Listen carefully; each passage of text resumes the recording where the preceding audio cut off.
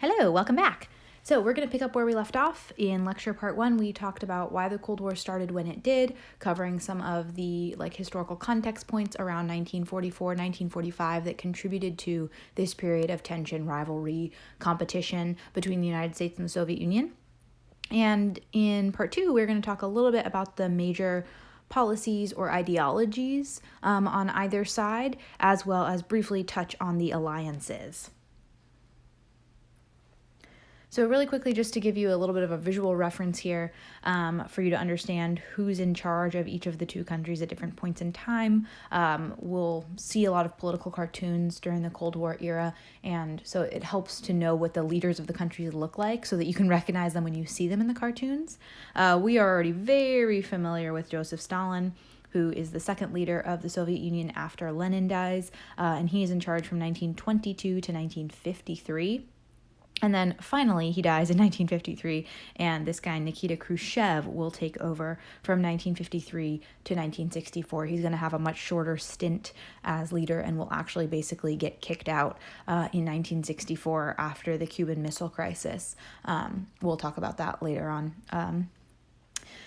The leaders or the presidents of the United States during this period, well, Franklin Roosevelt, we know, died in April of 1945, so shortly before the end of World War II, and he was replaced by his vice president, Harry Truman, who took over and finished up his term and then ran on his own and ruled, I guess, was the president from 1945 to 1953. His successor was Dwight D. Eisenhower. He had been a commander during World War II. He was, fairly popular among a lot of Americans, and he was elected and served from 1953 to 1961. And lastly, President Kennedy, who only served for 3 brief years before he was assassinated from 1961 to 1963. So like I said, there's lots of political cartoons that come out during this time period, and it really helps to be able to recognize the various leaders so that you can recognize them in the cartoons. So we're going to talk about a couple of main policies. I color-coded them to make it obvious to you which ones are the American policies and which ones are the Soviet policies. We'll talk first about the Truman Doctrine, the Marshall Plan, and the idea of containment. And then we'll talk about the Soviet policies of Comic-Con. No, not Comic-Con, like the place where people dress up like comic book characters, but Comic-Con, and also the policy of de-Stalinization. So the first thing to talk about here is how the United States starts responding to the growing threat of Soviet or communist presence in Europe. We talked in lecture part 1 about the fact that despite the Declaration of Liberated Europe, Stalin had essentially put in pro-Soviet communist totalitarian mostly governments in most of Eastern Europe, and that forms what we call the Eastern Bloc. And so he essentially was more or less controlling, either directly controlling or indirectly controlling what was going on in most of these countries. And so all of these countries are going to be aligned with and basically in step with the Soviet Union. So whatever, or they'll be a part of the Soviet Union, whatever is happening, under like Stalin or later Khrushchev is also going to be happening in these allied states, or these satellite states as they're called. So the United States realizes that this is kind of like a sketchy situation. They realized that Stalin had already violated the Declaration of Liberated Europe. They realized he wasn't going to stop there. So the first sort of thing that we see is the idea about how to deal with the Soviet Union, how to deal with their expansion. The guy in the photo here, this is George Kennan. I've heard it pronounced both ways. He had been the American diplomat in Moscow during World War II. So he was an American basically like in the belly of the beast, so to speak. So he knew what was going on in the Soviet Union. He knew sort of more or less how they operated, and he writes what is called the long telegram. It's like basically exactly what it sounds like. It is a long telegram. It is like pages and pages and pages long. And he basically goes into a ton of detail about, from his sort of point of view, like he's sitting there in Moscow, this is what he understands the Russians think about us. This is what their sort of perception of the world is. He basically identifies that the Soviet Union wants to expand. They are a little bit too afraid to get into a conflict with the U.S., so that we need to stand up to them. We shouldn't sort of, let them bully anyone. And he also believes that it is the United States' job to contain communism, that it already exists in some places in the world. That's what it is. Like, it is what it is. We shouldn't necessarily worry about trying to get rid of it in those places, but what we should focus on now, which should be our number one priority, is containing it, essentially not letting it spread from where it already exists. And so this is going to be the foundation of American foreign policy with regards to the Cold War for pretty much the next 50 years, that we are really going to be focused on preventing the spread of communism, and that is the idea of containment. So containment comes into action pretty much right away. So one thing we need to know is that, they're kind of small on the map here, but Greece and Turkey were two countries that during the war had really been devastated, during World War II had been really devastated, and they are having trouble in 1945, 46, and 47 recovering from the devastation of World War II. Physically recovering, like rebuilding, but also politically recovering.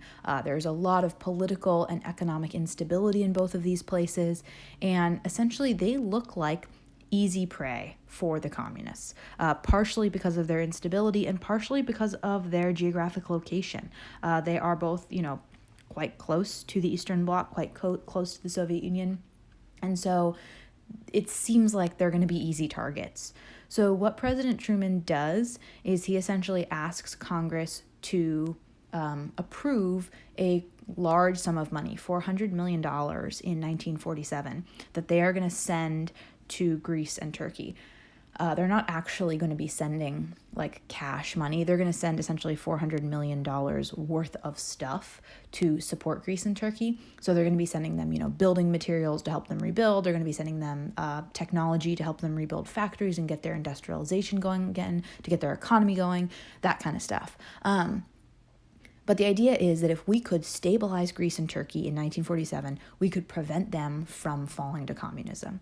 And Truman, essentially, when he proposes this to Congress, he pairs it along with this speech that has become known as the Truman Doctrine, a doctrine being a statement of ideas or ideals. Truman essentially says, look, there's two ways to exist in today's world. You can exist in a free life, or you can exist, oppressed. And the United States' job should be, our policy should be, that we will support those who are striving for freedom. So in a very, not so, he's not naming names. He's not saying oh, it's us or the Soviets, but he is making the point that there's a good way and a bad way out in the world right now. There are good guys and bad guys, and the United States is the good guy. And as the good guy, it's our job to help those who are struggling so that they don't fall prey to the bad guys. So Congress, like I said, approves this, and Truman's statement or Truman's speech, which is known as the Truman Doctrine, pairs with the containment policy to, again, become the foundation for American foreign policy with regard to the Soviet Union for the next 50 years. Piggybacking off of that, a lot of other countries in Europe are suffering similar devastation. And so the United States believes it's part of their responsibility now to also support these places. And so we're really talking about countries all across Europe that have faced a lot of physical destruction from World War II and that need a lot of help to get going again. The United States ends up granting $13 billion total worth of stuff to various countries across Europe through what's known as the Marshall Plan. So the Marshall Plan essentially allowed countries in Europe to apply. You could fill out an application more or less, and be we want some help. And then the United States would basically give it to you. It was a pretty generous program. The United States gave a lot of money to certain countries, especially those that had been our allies. The graph down here illustrates which countries got how much money. And you can see right away that Britain and France get huge, the most money from us, as they were our biggest allies. But even countries like Italy had fought against us in World War II, they still get a significant amount of support. And so this program is intended to help Europe recover and get back on their feet so that they can maintain solid democracies, solid capitalist democracies, I should say. Now, the Soviet Union did not obviously like the Marshall Plan. The Marshall Plan technically was open to all countries in Europe. So theoretically, even countries in the Eastern Bloc could have applied and received Marshall Plan aid. The American President Truman at the time was like definitely willing to give money to communist countries. If it meant, keeping them on the upswing, helping them recover, helping them do a little bit better. Of course, from the Soviet Union's point of view, they're kind of taking the point of view of this meme down here. Not sure if Marshall Plan was to help Europe or to bribe them to stay on USA's good side. There's definitely a sense within the Soviet Union that the Marshall Plan is nothing short of bribery. It's nothing short of the United States trying to take advantage of European countries. This Russian political cartoon from this era is about the Marshall Plan. The United States is the big bad wolf, and the big bad wolf, and you've got all these little like piglets. These are all the countries in Europe. And basically the cartoon's point is that the United States is giving out all of these resources, but in the end, they're only to be to the advantage of the United States. You might notice that the little piglets down here, they are, working on this little stick. And these piglets over here are collecting wood. The stick is even labeled Marshall Plan. But you might notice what kind of stick this is. It's not just any stick, it's actually a roasting spit. So essentially the little piglets are going to be building up a fire and building their own roasting spit, so that they can be basically like cooked and eaten by the big bad wolf. So it's a really dark perception of what the Marshall Plan's intention was. The Soviets thought that the purpose of the plan was to give European countries money to get them fattened up, so to speak, to get their economies going again, so that the United States could have a beneficial trade relationship with them, so the U.S. could benefit from them doing better. So you can definitely see it from both sides, I think, from the Soviet perspective, what that would look like. Joseph Stalin made it very clear that any country in the Eastern Bloc would not, like any country who tried to apply for Marshall aid, they would be in trouble. So no Eastern European countries ended up applying for aid, even though a lot of them actually were quite interested in it, because the Soviet Union said no. What the Soviet Union offered instead of the Marshall Plan was sort of their own version of that. So since they were not going to allow countries in the Eastern Bloc to obtain Marshall Plan aid, they realized that they had to offer something, just as good, theoretically. And so that leads to the formation of Comecon in 1949, which is the Council for Mutual Economic Assistance. This is basically the Soviet version of the Marshall Plan, but it's also like an earlier version of the European Economic Community. So it essentially allows countries in the Eastern Bloc to trade easily with each other. It also allowed for a couple of things that ended up not being so good. In the early years, part of the Comecon was something called the Sofia Principle. This basically weakened intellectual property rights. So what that means is, like in the US, if you have an idea for an invention, you can patent it, right? You can file for a patent, and then basically like you own that idea and you're the only one who can capitalize on that idea. So if you have a technology, that will make, cell phone batteries last for like a month, wouldn't that be great? You could patent that technology, and then you would be the only one that could sort of capitalize on and make money off of it. Under the Sofia Principle, basically if you came up with a great invention like that, you didn't own it. Like the rights that protected your ownership were not very strong. The purpose of the Sofia Principle in the Soviet Union was to allow the dissemination of new technologies. A lot of countries, like technologically at this point in time, were lagging pretty far behind. And so they were hoping that if someone came up with a great invention in Poland, countries all across the Eastern Bloc could adopt that technology and start using it.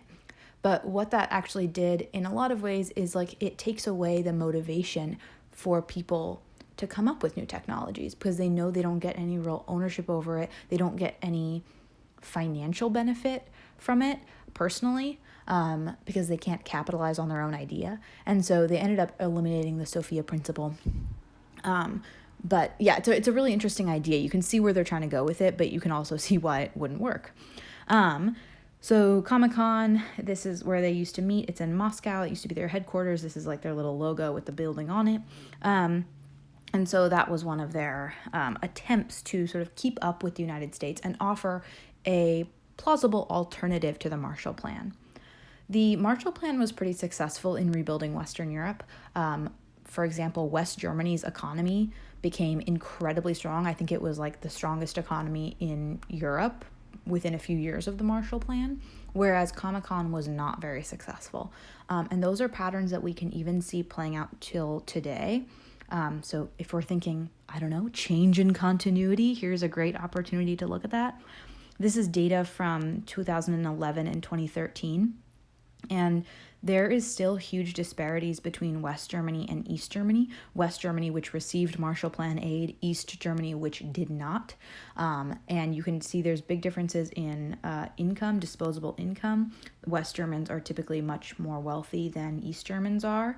And again, most of that has to do with the fact that communist systems were put in place. Comecon was put in place in East Germany, whereas in West Germany, they had a lot of support in rebuilding, in modernizing, and becoming an economic powerhouse in Europe. Similarly, and these two graphs really, correspond to each other, the unemployment rate in East Germany in 2013 was significantly higher than it was in most of West Germany. And so obviously these things are, correlating to each other. If you have fewer people unemployed, you have more people who are earning income, which means you have more disposable income. So that's just kind of a point to bring up. There's still a lot of physical even disparities between East and West Germany. If you go there, you can literally see the differences between the one half of Germany that had a lot of financial assistance to modernize and to rebuild, and the part that sort of did not.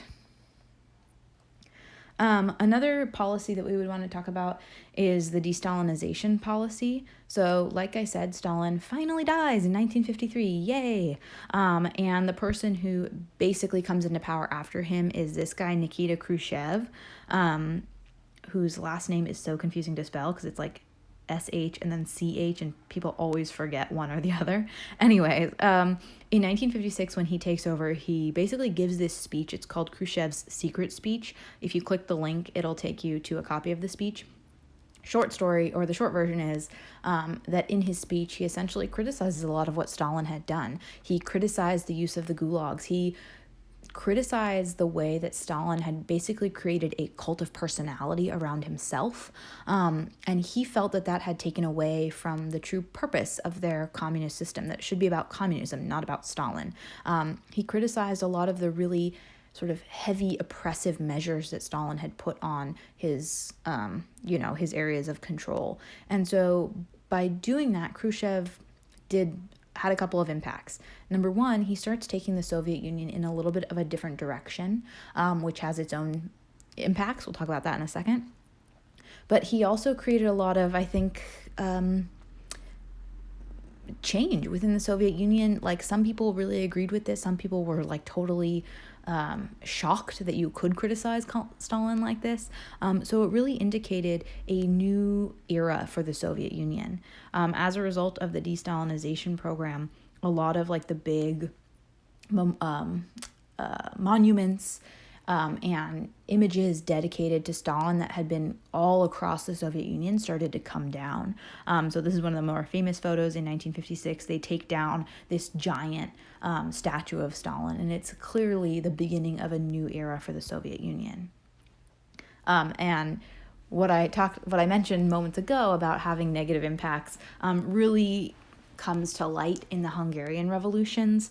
Essentially, once de-Stalinization had begun, countries in the Eastern Bloc, some of them experiencing new levels of freedom, started to try and break free a little bit because they were not under the repression that they had been during the time of Stalin. They start to experience more abilities to speak freely about the fact that they don't all agree with this political system that they're under. They start to experience higher levels of nationalism, which again, piece of continuity here. We've seen this happen in the past with countries that are part of an empire, right? When they are ethnically diverse, a lot of them try and break apart, or want to break apart at least. So anyways, the Hungarians are the first biggest example of this. They have an uprising. They try to break away.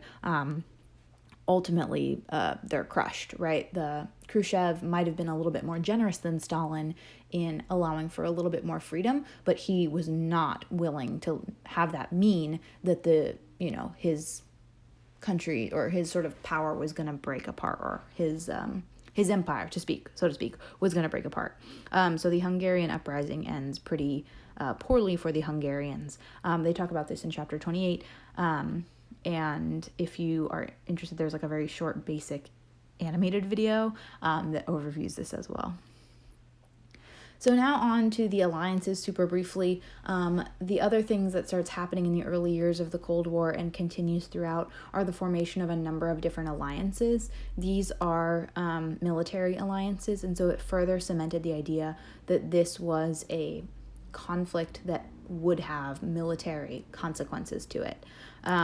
Immediately following the Berlin airlift in 1949, which we talked about in lecture part 1, the United States basically realized, like, okay, the Soviet Union's not messing around. Like, this could be a conflict that could escalate into some type of war. So under the leadership of the United States, they formed NATO in 1949, which is the North Atlantic Treaty Organization.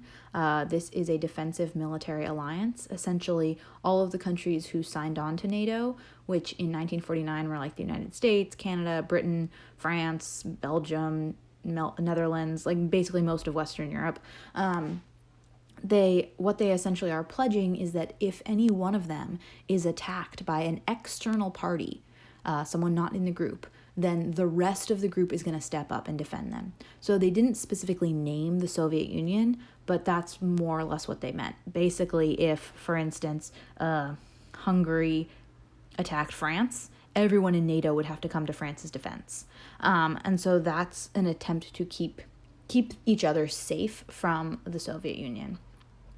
In 1954, they formed SEATO, which is basically the exact same thing, except for Southeast Asia. So it's a Southeast Asian Treaty Organization. That has a lot to do with the end of the First Indochina War. I'm going to be talking about that later next week on another virtual lecture when we talk about the globalization of the Cold War. In 1955, the Soviet Union formed the Warsaw Pact. This is essentially the same thing as NATO, but for the Soviets and their allies, so defensive military pact. And then in 1955 as well, the Americans helped form CENTO, which is also sometimes called MEDO. It's the oh my gosh, I'm blanking. It's like the Middle Eastern Treaty Organization. That's what METO stands for, Middle Eastern Treaty Organization. And so this includes countries in the Middle East that are allied with the United States. I'll also be talking a little bit about that when we talk about the decolonization aspect of the Cold War, because decolonization impacts a lot of what happens in the Middle East in the 1950s and 1960s. So that's it for now. So now we should have covered kind of the basics of the Cold War, the alliances, the early actions, the causes, and so you should be pretty set. Next week, we'll be covering in a virtual lecture the globalization of the Cold War, so how it starts spreading outside of Europe to some other places, as well as the impact that decolonization had, the decolonization after World War II had on the Cold War. So that's it. Keep doing your, keeping up with the content. Please email me or check in on Google Classroom if you have any questions. I hope you guys are all doing well. And yeah, I will chat with you later.